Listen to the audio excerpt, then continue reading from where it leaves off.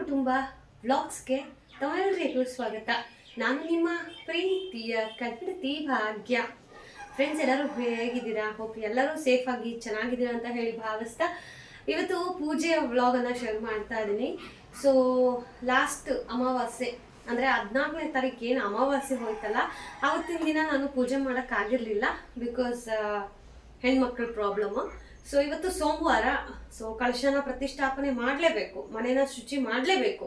So ಆಗಿದ್ದಾಗ ಕಳಶನ normal ಆಗಿ ಸ್ಥಾಪನೆ ಮಾಡೋದಕ್ಕೂ ಈ ರೀತಿ ಟೈಮಲ್ಲದ ಟೈಮಲ್ಲಿ ಬದಲಾಯಿಸೋದಕ್ಕೂ ತುಂಬಾನೇ ವ್ಯತ್ಯಾಸ ಇದೆ. ಏನ ವ್ಯತ್ಯಾಸ, ಯಾವ ರೀತಿ ಮಾಡಬೇಕು ಅನ್ನೋದನ್ನ ಇವತ್ತಿನ ವಿಡಿಯೋದಲ್ಲಿ ಶೇರ್ ಮಾಡಿದ್ದೀನಿ. ಕೊನೆವರೆಗೂ ವಿಡಿಯೋನ ನೋಡಿ. ಹಾಗೆಯೇ ಒಂದಷ್ಟು ನನಗೆ ತಿಳಿದಿರುವಂತಹ ಮಾಹಿತಿಯನ್ನು ಸಹ ಇವತ್ತಿನ ವಿಡಿಯೋದಲ್ಲಿ ಹಂಚ್ಕೊಂಡಿದ್ದೀನಿ. ಖಂಡಿತವಾಗ್ಲೂ ಇವತ್ತಿನ ವಿಡಿಯೋ ನಿಮ್ಮೆಲ್ಲರಿಗೂ ಇಷ್ಟ ಆಗುತ್ತೆ ಅಂತ ಹೇಳಿ ಭಾವಿಸ್ತೀನಿ. ಸೊ ದಯವಿಟ್ಟು ಯಾರಾದರೂ ಹೊಸದಾಗಿ ನಮ್ಮ ಚಾನಲ್ನ ನೋಡ್ತಾ ಇದ್ರೆ ಚಾನಲನ್ನು ಸಬ್ಸ್ಕ್ರೈಬ್ ಮಾಡ್ಕೊಳ್ಳಿ. ಆ್ಯಂಡ್ ನಿಮ್ಮ ಫ್ರೆಂಡ್ಸ್ ಆ್ಯಂಡ್ ಫ್ಯಾಮಿಲಿಗೂ ಶೇರ್ ಮಾಡಿ. ನಿಮ್ಮ ಪ್ರೀತಿ ಪ್ರೋತ್ಸಾಹ ಸದಾ ನಿಮ್ಮ ಕನ್ನಡತಿ ಮೇಲೆ ಹೀಗೆ ಇರಲಿ ಅಂತ ಹೇಳಿ ಕೇಳ್ಕೊತೀನಿ. ಸೋಮವಾರ ಆ್ಯಕ್ಚುಲಿ ನನಗೆ ಒಂದು 3 ವಾರಗಳಿಂದ ಗೈಸ್, 3 ವಾರಗಳಿಂದ ನನಗೆ ಏನೋ ಗೊತ್ತಿಲ್ಲ, ದೇವಸ್ಥಾನಕ್ಕೆ ಹೋಗಬೇಕು, ಶಿವಪ್ಪನ ದರ್ಶನ ಮಾಡಬೇಕು, ಕನ್ಸಲ್ಲಿ ಶಿವಪ್ಪ ಬರ್ತಾ ಇದ್ದಾನೆ. ನನಗೆ ವೈ ಅನ್ನೋ ಕ್ವಶನ್ಗಿಂತ ನನಗೇನೋ ಭಗವಂತ ಹೇಳಕ್ಕೆ ಟ್ರೈ ಮಾಡ್ತಾ ಇದ್ದಾರೆ. ಸೊ ಪರಮೇಶ್ವರ ಅಂತ ಅಂದ್ರೇ ಮಹಾ ಆದಿಶಕ್ತಿಯ ಸ್ವರೂಪ. ಸೊ ಏನನ್ನ ನನಗೆ ಸೂಚಿಸ್ತಾ ಇದೆ ಲಿಟ್ರಲಿ ನಂಗೆ ಗೊತ್ತಾಗ್ತಾ ಇಲ್ಲ. But I am happy. ಶಿವಪ್ಪನಿಗೂ ನನ್ನ ಕೈಯಲ್ಲಿ ಪೂಜೆ ಮಾಡಿಸ್ಕೊಳ್ಳೋ ಆಸೆ ಬಂದಿದೆ. ಆ್ಯಂಡ್ ನನ್ನನ್ನು ದೇವಸ್ಥಾನಕ್ಕೆ ಕರೀತಾ ಇದ್ದಾನೆ ಅಂತ ಅಂದರೆ ವೆರಿ ಬ್ಲೆಸ್ಡ್ ಅಂತ ಹೇಳ್ಬೋದು. ಲಿಟ್ರಲಿ ಗೈಸ್, ನಾನು ಸರಿ ಆಯಿತು ಅಂತ ಹೇಳಿ ಓಕೆ ನಮಸ್ಕಾರ ಹಾಕೊಂಡು ನಾರ್ಮಲಾಗಿ ಪೂಜೆ ಮಾಡ್ತಾ ಇದ್ದೆ. 13ನೇ ತಾರೀಕು ಮಾಸ ಶಿವರಾತ್ರಿ ಅಂತ ಇತ್ತು. ಎಷ್ಟೋ ವರ್ಷಗಳಿಗೊಮ್ಮೆ ಬರುವಂತಹ ದಿನ. ನಾನು ಅವತ್ತು ಶಿವಪ್ಪನ ಕೇಳಿದೆ, ಶಿವಪ್ಪ ಇಷ್ಟು ದಿನದಿಂದ ನಾನು ನಿನ್ನ ದೇವಸ್ಥಾನಕ್ಕೆ ಬರಬೇಕು ಅಂತ ಹೇಳ್ತಾ ಇದೆಯಲ್ಲ, ಸೊ ಮಾಸ ಶಿವರಾತ್ರಿ ಒಳ್ಳೆ ದಿನ ಅಲ್ವಾ, ನಾನು ಅವತ್ತಿನ ದಿನನೇ ಬರ್ತೀನಿ ಅಂತ. ಬೆಳಗ್ಗೆ ರೆಡಿ ಆಗ್ತಾ ಇದ್ದೀನಿ, ನೋಡಿದರೆ ರಜಾ ಆಗೋಯ್ತು. ಅವಾಗ ಅನ್ನಿಸ್ತು ನನಗೆ, ಯಾಕೆ ದೇವರೇ ನನ್ನ ಕನ್ಸಲ್ಲಿ ಬರ್ತಾ ಇದ್ದಾನೆ, ಮತ್ತು ಈಗ ಯಾಕೆ ದೇವ್ರು ಬೇಡ ಅಂತ ನನ್ನನ್ನು ಕೂರಿಸಿದ್ರು. ಸರಿ ಓಕೆ, ಅದನ್ನು ತಲೆಗೆ ಹಾಕೊಳ್ಳೋದು ಬೇಡ ಅಂತ ಹೇಳಿ ನೆಕ್ಸ್ಟ್ ವೀಕ್ ಹೋಗೋಣ ಅಂತಂದರೆ ಈ ವೀಕ್ ಹೋಗೋಣ ಅಂತ. ಈ ವೀಕು ನೀವು ನಂಬಲ್ಲ ಗೈಸ್, ಈಗ ಟೈಮ್ ಆಲ್ಮೋಸ್ಟ್ ಒಂದು 10:30 ಆಗಿರ್ಬೋದು, ಇನ್ನೂ ನನಗೆ ಪೂಜೆ ಆಗಿಲ್ಲ. ಯಾಕೆ ಮತ್ತೆ ಕನ್ಸಲ್ಲಿ ಯಾಕೆ ಬರ್ತಾ ಇದ್ದಾನೆ ಶಿವಪ್ಪ, ಈಗ ಪೂಜೆ ಮಾಡಿಸ್ಕೊಳಕ್ಕೆ ಯಾಕೆ ಇಷ್ಟು ಡಿಲೇ ಮಾಡ್ತಾ ಇದ್ದಾನೆ? ನಿಮ್ಗೆ ಯಾರಿಗಾದ್ರೂ ಗೊತ್ತಿದ್ರೆ ಕಮೆಂಟ್ ಮಾಡಿ, ಖಂಡಿತವಾಗ್ಲೂ ನಂಗೆ ತುಂಬಾ ಹೆಲ್ಪ್ಫುಲ್ ಆಗುತ್ತೆ. ಸೊ ಬನ್ನಿ, ಹಾಗಿದ್ರೆ ಇವತ್ತಿನ ವಂಡರ್ಫುಲ್ ವಿಡಿಯೋನ ಶುರು ಮಾಡ್ತಾ ಇದ್ದೀನಿ. Let start the wonderful Monday devotionally puja blog.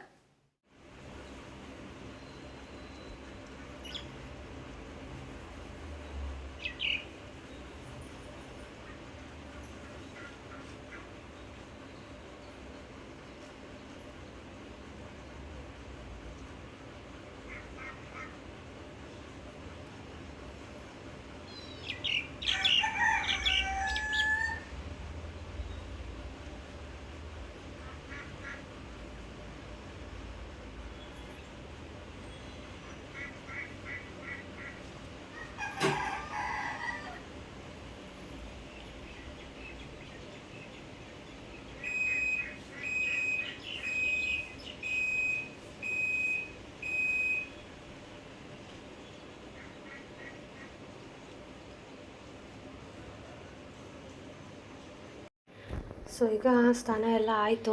ದೇವ್ರ ಮನೆ ನೋಡಿ ಈ ಥರ ಇದೆ. ಹೆಣ್ಮಕ್ಳು ಮನೇಲಿ ಪೂಜೆ ಮಾಡಿಲ್ಲ ಅಂತಂದರೆ ಆ ಮನೆ ಕಳೆ ಹೆಂಗಿರುತ್ತೆ ಅಂದರೆ ಹಿಂಗಿರುತ್ತೆ.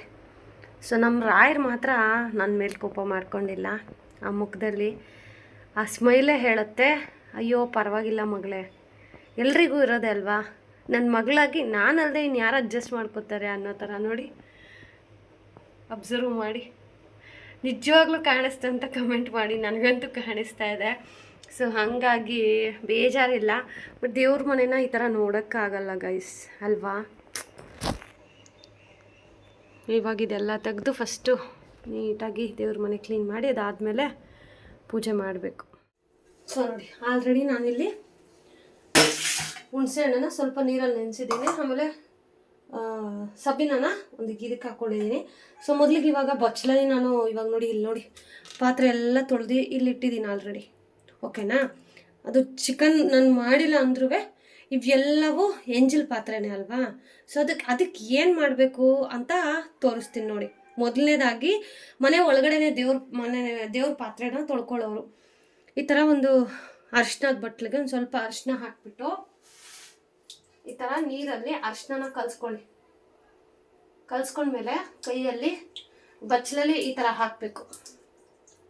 ಅರ್ಥ ಆಗ್ತಾ ಇದೆಯಾ? ಈ ಥರ ಹಾಕಿದ ಮೇಲೆ ನೀವು ನೆಕ್ಸ್ಟ್ ದೇವ್ರ ಪಾತ್ರೆನ ಅಲ್ಲಿಡ್ಬೋದು. ಓಕೆನಾ? ಸೊ ನಾನೇನು ಮಾಡ್ತೀನಿ, ಮೊದಲು ಪ್ಲೇಟಿಂದ ಈ ಥರ ತಂದು ಇಟ್ಬಿಡ್ತೀನಿ. ಓಕೆನಾ? ಇವಾಗ ಇದೇ ಪ್ಲೇಟಲ್ಲಿ ದೇವರು ಫೋಟೋ ವಿಗ್ರಹ ಅದನ್ನೆಲ್ಲ ತೊಗೊಂಡು ಬಂದು ತೊಳ್ಕೊತೀನಿ. ಸೊ ಇನ್ನು ದೇವ್ರ ಫೋಟೋ ಎಲ್ಲ ನಾನು ತೊಳೆದಿರೋದು ವಿಡಿಯೋ ಮಾಡಿದ್ದೀನಿ. ಸೊ ಆ ವಿಡಿಯೋನ ಇದಕ್ಕೆ ಆ್ಯಡ್ ಮಾಡಿದ್ರೆ ತುಂಬ ಲೆಂತಿ ಆಗುತ್ತೆ. ಸೊ ಹಾಗಾಗಿ ಅದನ್ನು ನೆಕ್ಸ್ಟ್ ವಿಡಿಯೋದಲ್ಲಿ ಡೈಲಿ ವ್ಲಾಗ್ ಥರ ಅಪ್ಲೋಡ್ ಮಾಡ್ತೀನಿ. ಇದು ಮಾತ್ರ ಪೂಜೆ ಬಗ್ಗೆ ಮಾಹಿತಿ ಇರುವಂತಹ ವಿಡಿಯೋ ಆಗಿರುತ್ತೆ. ಓಕೆನಾ? ಸೊ ಇನ್ನು ಇಲ್ಲಿ ನಾನು ಕಳಶವನ್ನು ಹೇಗೆ ಪ್ರತಿಷ್ಠಾಪನೆ ಅಂದರೆ ಸಮಯವಲ್ಲದ ಸಮಯದಲ್ಲಿ ಕಳಶನ ಎಕ್ಸ್ಚೇಂಜ್ ಮಾಡೋದು ಹೇಗೆ ಈಸಿಯಾಗಿ ತಿಳಿಸ್ಕೊಡ್ತಾ ಇದ್ದೀನಿ. ಯಾಕಂತಂದರೆ ಹೆಣ್ಮಕ್ಳು ಯಾವ ಟೈಮಲ್ಲಿ ಹೇಗಿರುತ್ತೆ ಹೆಣ್ಮಕ್ಳ ಪರಿಸ್ಥಿತಿ ಅಂತ ಹೇಳೋಕ್ಕಾಗೋದಿಲ್ಲ. ಈಗ ಸಾಮಾನ್ಯವಾಗಿ ಪೀರಿಯಡ್ಸ್ ಆಗ್ತಾ ಇರ್ತೀವಿ ಅಥವಾ ಮನೆಯಲ್ಲಿ ಪೂಜೆ ಮಾಡದೇ ಇರೋ ಥರ ಅಂಟು ಮುಂಟುಗಳೆಲ್ಲ ಇರುತ್ತೆ. ಸೊ ಆವಾಗ ನಾವು ಅಮಾವಾಸ್ಯೆ ಹುಣ್ಣಿಮೆಗೆ ಕಾಯ್ಕೊಂಡಿರೋಕ್ಕಾಗತ್ತಾ? ಈಗ ಲಾಸ್ಟ್ 13ನೇ ನಮಗೆ 14th ಅಮಾವಾಸ್ಯೆ ಹೋಯಿತು, ಬಟ್ ಅವಾಗ ಪೂಜೆ ಮಾಡೋಕ್ಕಾಗಲಿಲ್ಲ. ನೆಕ್ಸ್ಟ್ ಹುಣ್ಣಿಮೆವರೆಗೂ ದೇವ್ರ ಪಾತ್ರೆನ ಕ್ಲೀನ್ ಮಾಡಿದೆ ಹಾಗೆ ದೀಪ ಹಚ್ಚೋಕ್ಕಾಗತ್ತಾ? ಖಂಡಿತವಾಗ್ಲೂ ಇಲ್ಲ. ನಾನು ಒಂದು ಮಾತು ಹೇಳ್ತೀನಿ, ಯಾರೆಲ್ಲ ಪೂಜೆ ಮಾಡ್ತೀರಾ ದೇವರಿಗೆ ಹತ್ರ ಆಗಬೇಕು, ಯಾರ ಸವಸನೂ ಬೇಡ, ನಾನಾಯಿತು ನನ್ನ ಭಗವಂತ ಆಯಿತು ನನ್ನ ಮನೆ ಆಯಿತು ಅಂತ ಯೋಚನೆ ಮಾಡೋ ಹೆಣ್ಮಕ್ಳು ಅಥವಾ ಗಂಡು ಮಕ್ಕಳಿಗೆ ಈ ಒಂದು ಮಾಹಿತಿ ಏನಪ್ಪ ಅಂತಂದರೆ, ನೀವು ಮನೆಗಳಲ್ಲಿ ಅಂಟು ಮುಂಟು ಆಗಿದ್ದೀರಾ ಅಂತಂದಾಗ ಎಮರ್ಜೆನ್ಸಿಗೆ ಹಬ್ಬಗಳು ಯಾವುದೋ ಒಂದು ವ್ರತ ಮಾಡ್ತಾಯಿದ್ರೆ ನಿಮ್ಮ ಯಜಮಾನ್ರ ಕೈಯಲ್ಲಿ ದೀಪ ಹಚ್ಚಿಸ್ಬೋದು.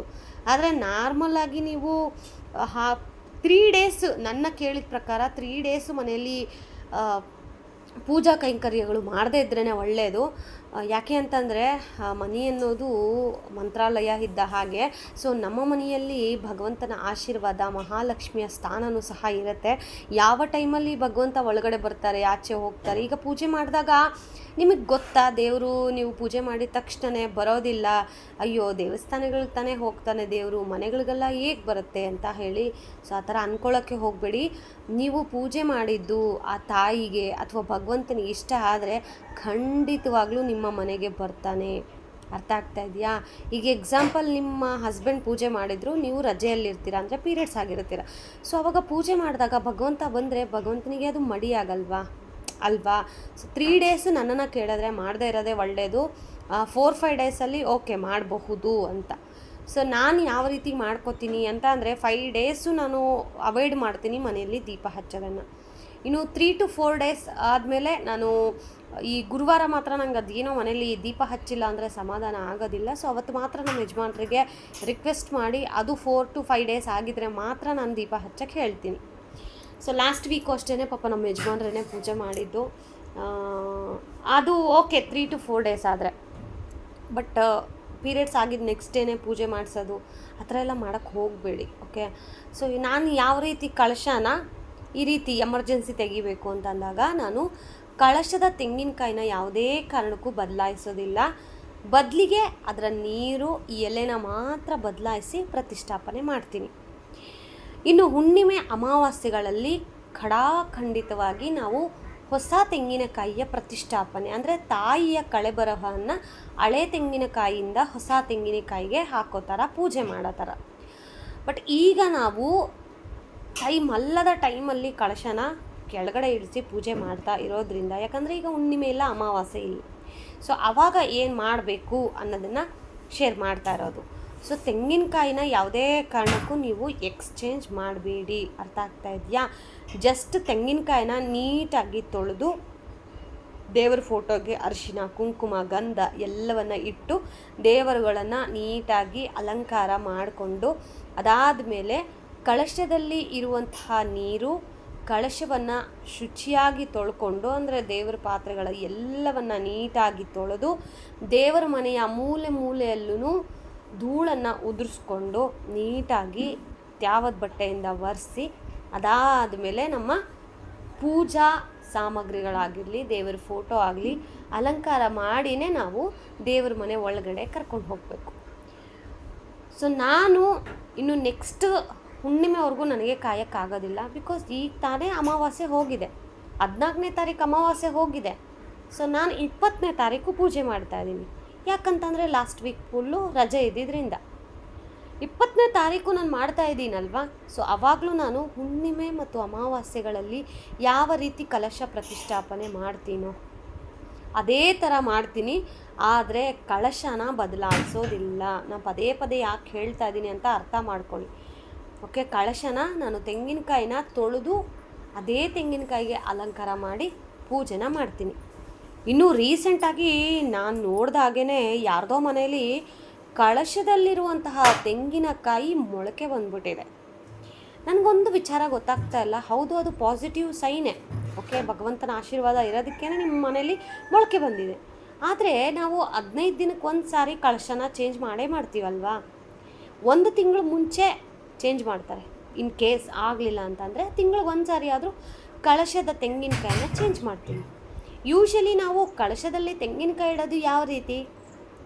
ನೀರಿರಬೇಕು, ಜುಟ್ಟು ಕಾಣಬಾರ್ದು, ಅಂದರೆ ಕಣ್ಣು ಕಾಣಬಾರ್ದು, ಈ ಥರ ಎಲ್ಲ ನೋಡಿ ತೊಗೊಬರ್ತೀವಲ್ವಾ. ಹೇಗೆ ಅವ್ರ ಮನೇಲಿ 15 ಡೇಸ್ಗೆ ಮೊಳಕೆ ಬಂತು ಅನ್ನೋದು ನನ್ನ ಪ್ರಶ್ನೆ. ನಂತರ ನಿಮಗೂ ಯಾರಿಗಾದ್ರೂ ಅನಿಸಿದರೆ ಕಮೆಂಟ್ ಮಾಡಿ ನೋಡೋಣ. ನಂತರ ನಿಮಗೂ ಅನಿಸಿದೆಯಾ?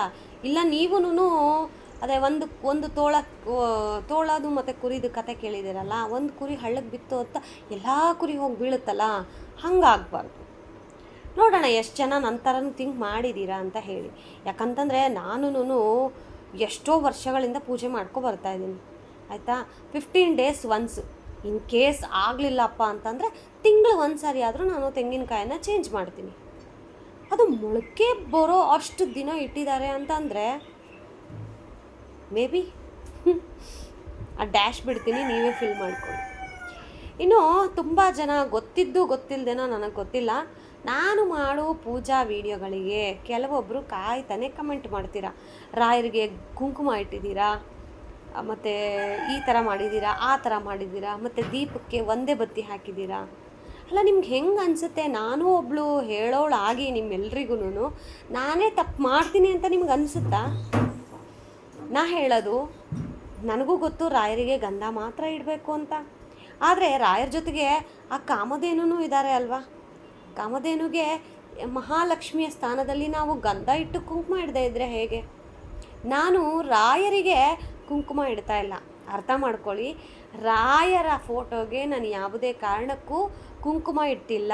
ಅಲ್ಲಿರುವಂತಹ ಕಾಮಧೇನುವಿಗೆ ಲಕ್ಷ್ಮಿಯ ವಾಸಸ್ಥಾನ ಆಗಿರುವಂತಹ ಜಾಗದಲ್ಲಿ ನಾನು ಕುಂಕುಮವನ್ನು ಇಟ್ಟಿದ್ದೀನಿ ಅಷ್ಟೇನೆ. ಅದು ಅರ್ಥ ಮಾಡ್ಕೊಳ್ಳೋರಿಗೆ ಅರ್ಥ ಆಗುತ್ತೆ. ಬಟ್ ಅರ್ಥ ಇಲ್ಲದೆ ಕಮೆಂಟ್ ಮಾಡ್ತಾರಲ್ಲ, ಅಂಥವ್ರಿಗೆ ಅರ್ಥ ಆಗೋದಿಲ್ಲ. ಅವ್ರಿಗೇನು ಏನೋ ಒಂದು ತಪ್ಪು ಕಂಡುಹಿಡಿಬೇಕು, ಕಮೆಂಟ್ ಮಾಡಬೇಕು, ಇವ್ರನ್ನ ತಪ್ಪು ಎತ್ತಿ ಹಿಡಿಬೇಕು. ತಪ್ಪಿದ್ರೆ ಹೌದು ನಾನು ತಿದ್ಕೋತೀನಿ. ಬಟ್ ಅಲ್ಲಿ ತಪ್ಪೇ ಮಾಡಿಲ್ಲ ಅಂತಂದಾಗ ಹೇಗೆ ನೀವು ಅಷ್ಟು ಈಸಿಯಾಗಿ ಕಮೆಂಟ್ ಮಾಡೋಕ್ಕಾಗತ್ತೆ ಅಲ್ವಾ?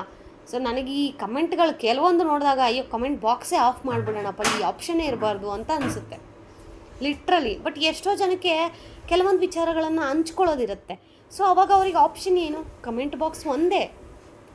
ಸೊ ಅಂಥವ್ರಿಗೋಸ್ಕರನೇ maybe YouTube comment box ಅನ್ನೋದು ಇಟ್ಟಿರೋದು ಅನಿಸುತ್ತೆ. ಸೊ ಈಗ ನಾನು ಫಸ್ಟಿಗೆ ಫೋಟೋಗಳಿಗೆ ಎಲ್ಲದಕ್ಕೂ ಅರಿಶಿನ ಕುಂಕುಮ ಮತ್ತು ರಾಯರ ಫೋಟೋಗೆ ಗಂಧನ ಇಟ್ಟು ರೆಡಿ ಮಾಡಿ ದೇವ್ರ ಮನೇನ ನೀಟಾಗಿ ತೊಳ್ಕೊಂಡು ದೇವ್ರ ಮನೇಲಿ ಅವೆಲ್ಲನೂ ತೆಗೆದು ಜೋಡಿಸಿದ್ದೀನಿ. ಸೊ ಈಗ ಕಳಶ ಪ್ರತಿಷ್ಠಾಪನೆ ಮಾಡ್ತಾಯಿದ್ದೀನಿ. ಆ್ಯಸ್ ಯೂಶ್ವಲ್ ನಾ ಹೇಳ್ದಾಗೇ ಕಳಶದಲ್ಲಿರುವಂತಹ ಎಲೆಗಳು ತೆಂಗಿನಕಾಯಿ ಮಾತ್ರ ಚೇಂಜ್ ಮಾಡಲ್ಲ, ಎಲೆಗಳು ಮಾತ್ರ ನಾನು ಚೇಂಜ್ ಮಾಡ್ತೀನಿ. ಲಾಸ್ಟ್ ಟೈಮ್ ಒಬ್ಬರು ನನಗೆ ಸಿಸ್ಟರ್ ಹೇಳಿದರು, ಅಕ್ಕ 3 ಎಲೆ ಇಡಬೇಡಿ 5 ಎಲೆ ಇಡಿ ಅಂತ. ಸೊ ನೋಡಿ ಸಿಸ್, ನಿಮಗೋಸ್ಕರ ಅಂತ ಹೇಳಿನೇ 5 ಇಡ್ತಾ ಇದ್ದೀನಿ. ಓಕೆ, ನಾನು ಯೂಶ್ವಲಿ 5 ಇಡೋದು. ಸಮ್ ಟೈಮ್ಸಲ್ಲಿ ನಾವು ಅಂಗಡೀಲಿ ಎಷ್ಟೇ ಹುಡುಕಿದ್ರೂ ಚೆನ್ನಾಗಿರೋ ಎಲೆ ಸಿಗೋದಿಲ್ಲ. ಸೊ ಸಿಕ್ಕಿರೋದು 3 ಆಗಿದ್ದರಿಂದ ಅವತ್ತು 3 ಇಟ್ಟಿದ್ದೆ ಅಷ್ಟೇ. ಆದರೆ ನಾನುವೇ ಕಳಶಕ್ಕೆ 5 ಎಲೆನೇ ಇಡೋದು. ಬಟ್ ಕೆಲವೊಂದು ಸಾರಿ ಎಲೆಗಳು ಸಿಗದೇ ಇದ್ದಾಗ 3 ಎಲೆ ಇಟ್ಟಿರ್ತೀನಿ ಅಷ್ಟೇನೆ. ಬಟ್ ನೀವು ಕಮೆಂಟ್ ಮಾಡಿದ್ದು ನಂಗೆ ನಿಜವಾಗ್ಲೂ ಖುಷಿ ಆಯಿತು. ಇಷ್ಟಾದರೂ ಅಬ್ಸರ್ವ್ ಮಾಡ್ತಾ ಇದ್ದಾರಲ್ಲ ನಮ್ಮ ಜನಗಳು ಅಂತ ಹೇಳಿ I am very happy for you. And ಈಗ ನಾನು ಕಳಶಕ್ಕೆ, ಅಂದರೆ ಕಳಶದ ತೆಂಗಿನಕಾಯಿ ಏನಿತ್ತಲ್ಲ ಅದನ್ನ ನೀಟಾಗಿ ತೊಳೆದಿದ್ದೆ. ಅದಕ್ಕೆ ಇಲ್ಲಿ ನಾನು ಕುಂಕುಮ, ಅರಿಶಿನ ಕುಂಕುಮ ಎಲ್ಲ ಇಟ್ಟು ರೆಡಿ ಮಾಡ್ತಾಯಿದ್ದೀನಿ. ನೀವು ಯಾವುದೇ ಪೂಜೆ ಮಾಡಿ ಗೈಸ್, ಆಯಿತಾ, ಆಡಂಬರದಿಂದ ಯಾವುದೇ ಕಾರಣಕ್ಕೂ ಮಾಡೋಕ್ಕೆ ಹೋಗಬೇಡಿ. ನಿಮ್ಮ ಶಕ್ತಿ ಇದೆಯಾ ಮಾಡಿ, ಆಯಿತಾ. ನಿಮ್ಮ ಶಕ್ತಿ ಇಲ್ವಾ, ಸಾಲ ಮಾಡಿ ತುಪ್ಪ ತಿನ್ನಬೇಕು ಅಂತ ಒಂದು ಗಾದೆ ಇದೆ, ಕೇಳಿದ್ದೀರಾ? ಆದರೆ ನಾನು ಹೇಳೋದು, ನೆಮ್ಮದಿಯಿಂದ ತಿಂದರೆ ಗಂಜಿ ಆದರೂ ಪರವಾಗಿಲ್ಲ, ಕಂಡೋರ ಮನೆ ಮುಂದೆ ಕೈ ಚಾಚ್ಕೊಂಡು ಹೋಗಬಾರ್ದು. ಸಾಲ ಅಂದ್ರೇ ಕಂಡೋರ ಮನೆ ಮುಂದೆ ಹೋಗಿ ಕೈ ಚಾಚಿ ನಿಂತು ಅವ್ರನ್ನ ಬೇಡಿ ಗಾಡಿ ಈಸ್ಕೊಳ್ಳೋದೇ ಅಲ್ವಾ. ಸ್ವಂತದ್ದಾಗಲಿ ನಾವು ಗಂಜಿ ಕುಡಿದು ಮಲ್ಕೊಂಡ್ರೂ ಪರವಾಗಿಲ್ಲ, ಕಂಡೋರ ಮುಂದೆ ಕೈ ಚಾಚುವಂತಹ ಪರಿಸ್ಥಿತಿ ತರಬೇಡ ಭಗವಂತ ಅಂತಲೇ ಭಗವಂತನ ಬೇಡ್ಕೊಳ್ಳೋದು. ಪೂಜೆ ಮಾಡೋದು ಅಷ್ಟೇನೆ, ಯಾರಿಗೋ ತೋರ್ಪಡಿಕೆಗೆ ಮಾಡಬೇಕಪ್ಪ ಅಂತ. ನೀವು ನೋಡಿದರೆ ನನ್ನ ಪೂಜಾ ವ್ಲಾಗ್ ಹಾಕಿ ಎಷ್ಟೋ ದಿನಗಳಾಗಿದೆ, ಈ ಥರ ಪೂಜೆ ವಿಡಿಯೋನ ನಾನು ಶೇರ್ ಮಾಡಿ. ಯಾಕೆ? ಪೂಜೆನೂ ಒಂದು ವಿಶೇಷ ಒಂದು ಅಸ್ತ್ರ, ನಮಗೆ ಭಕ್ತರಿಗೆ ದೇವರನ್ನು ಮಾತಾಡಿಸುವಂತಹ, ದೇವರ ಜೊತೆ ಕನೆಕ್ಟ್ ಆಗುವಂತಹ ಒಂದು ಅಸ್ತ್ರ. ಸೊ ಇದನ್ನು ನಾವು ಇಷ್ಟು ಪಬ್ಲಿಕ್ಕಾಗಿ, ಇಷ್ಟು ಈಸಿ ಪೀಸಿಯಾಗಿ ಎಲ್ರಿಗೂ ತೋರಿಸ್ಕೊಂಡು, ದೆರ್ ಈಸ್ ನೋ ಲಾಜಿಕ್. ದೇವರ ಫೋಟೋಗಳನ್ನು ನಾನು ಒರೆಸ್ತೀನ, ತೊಳಿತೀನ, ನಿಮ್ಗೆ ಯಾರಿಗಾದ್ರೂ ಗೊತ್ತಾ? ನಾನು ಯಾವತ್ತಾದರೂ ಶೇರ್ ಮಾಡಿದ್ದೀನ? ಒಂದು ದಿನ ಆದರೂ ಯೋಚನೆ ಮಾಡಿದ್ದೀರಾ ನೀವು? ಬಟ್ ಕೆಲವೊಬ್ಬರನ್ನ ನೋಡ್ತೀನಿ ನಾನು, ಏನಪ್ಪ ಬರೀ ತೋರ್ಪಡಿಕೆಗೆ ಪೂಜೆ ಮಾಡೋ ಥರನೇ ಇರುತ್ತೆ ಕೆಲವೊಬ್ಬರು ವಿಡಿಯೋಗಳನ್ನು ನೋಡಿದಾಗ. ನಾನು ಅಂಥವ್ರ ವಿಡಿಯೋಗಳನ್ನು ನಾನು ಜಾಸ್ತಿ ನೋಡೋದೂ ಇಲ್ಲ. ಸದ್ಯ ನನಗೆ ಟೈಮ್ ಇರೋದಿಲ್ಲ. ನಾನು ಹಾಕಿರೋ ವಿಡಿಯೋ ಈಗ ಸೋಮವಾರದ ವಿಡಿಯೋನೇ ನಾನು ಶುಕ್ರವಾರ ಹಾಕ್ತೀನೋ ಶನಿವಾರ ಹಾಕ್ತೀನೋ ಗೊತ್ತಿಲ್ಲ ಅಲ್ವಾ. ಬೇಡಪ್ಪ, ನನಗೆ ಯಾಕೆ ಬೇಕು, ಪರವಾಗಿಲ್ಲ. ಬಟ್ ನಾನು ಹೇಳೋದು, ನನ್ನನ್ನು ಇಷ್ಟಪಡೋರಿಗೆ ನನ್ನ ಕೈಲಿ ಎಷ್ಟಾಗುತ್ತೋ ಅಷ್ಟು ಒಳ್ಳೆಯದನ್ನು ನಾನು ಕಲಿಸ್ಬೇಕು, ಇಷ್ಟೇ ನನ್ನ ಗುರಿ. ಹೋಪ್ ನಿಮಗೆ ಅರ್ಥ ಆಗಿದೆ ಅಂತ ಹೇಳಿ ಭಾವಿಸ್ತೀನಿ. ಆಡಂಬರದಿಂದ ಯಾವುದೇ ಪೂಜೆಯನ್ನು ಮಾಡೋಕ್ಕೆ ಹೋಗಬೇಡಿ. ಶ್ರದ್ಧಾ ಭಕ್ತಿಯಿಂದ ನಿಮ್ಮ ಕೈಲಾದಷ್ಟು ಪೂಜೆ ಮಾಡಿ. ಎಂಥವರಿಗೂ ರಾಯರು ಒಳ್ಳೆಯದೇ ಮಾಡ್ತಾರೆ. ನೀವು ಒಳ್ಳೇದು ಮಾಡಿದ್ರೆ ರಾಯರು ಒಳ್ಳೆಯದೇ ಮಾಡ್ತಾರೆ. ಮನಸ್ಸಲ್ಲಿ ಅಷ್ಟು ಇದಿಟ್ಕೊಂಡು ರಾಯರಿಗೆ ಪೂಜೆ ಮಾಡಿಬಿಟ್ರೆ ಒಳ್ಳೇದು ಮಾಡ್ತಾರಾ? ಖಂಡಿತವಾಗ್ಲೂ ಇಲ್ಲ. ನೀವು ಎಷ್ಟು ಮನಸಾರೆ ಪೂಜೆ ಮಾಡ್ತೀರೋ ಅಷ್ಟು ನಿಮ್ಗೆ ಒಳ್ಳೇದಾಗತ್ತೆ. ಇಷ್ಟನ್ನ ಹೇಳಬೇಕಿತ್ತು. ಆ್ಯಂಡ್ ಫೈನಲಿ ಈಗ ದೀಪ ಹಚ್ಚಿ ಪೂಜೆ ಮಾಡ್ತಾಯಿದ್ದೀನಿ. ಪೂಜೆ ಮಾಡ್ತಾ ಇದ್ದರೆ ಲಿಟ್ರಲಿ ಲಾಸ್ಟ್ ವೀಕೆಲ್ಲ ಹೆಂಗಿತ್ತು ಅಂತಂದರೆ ನನಗೇನೋ ಕಳ್ಕೊಂಡಾಗೆ ಆ ಥರ ಇತ್ತು ನನಗೆ.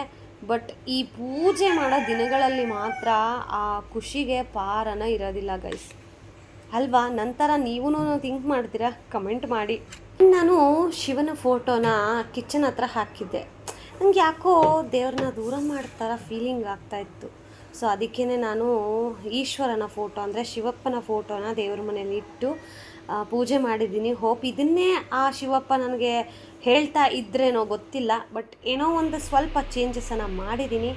ಆ್ಯಂಡ್ ಇನ್ನು ಒಳಗಡೆ ಎಲ್ಲ ರೆಡಿ ಆದಮೇಲೆ ಇನ್ನು ಆಚೆಗಡೆ ಹೊಸ್ಲಿಗೆ ಮತ್ತು ಬಾಗಿಲ ಮೇಲೆ ಸ್ವಸ್ತಿಕ್ಕು, ಆಮೇಲೆ ಹೋಮು, ತ್ರಿಶೂಲ ಇವೆಲ್ಲವನ್ನು ಬಿಡಿಸೋದು. ನಿಜವಾಗ್ಲೂ ನಮ್ಮ ಹೊಸ್ಲಿಗೆ ಅರ್ಶಿನ ಕುಂಕುಮ ಹಚ್ಚಬೇಕಾದ್ರೆ ಈ ಹೊಸ ಮದುವೆ ಹೆಣ್ಣು ಗಂಡು ದಿಬ್ಬಣಕ್ಕೆ ರೆಡಿ ಆಗ್ತಾರಲ್ವ, ಸೊ ಆ ಥರ ಅನಿಸುತ್ತೆ. ನಂಗೆ ಪ್ರತಿ ಸತಿನೂ ಹೇಳ್ತಾ ಇರ್ತೀನಿ.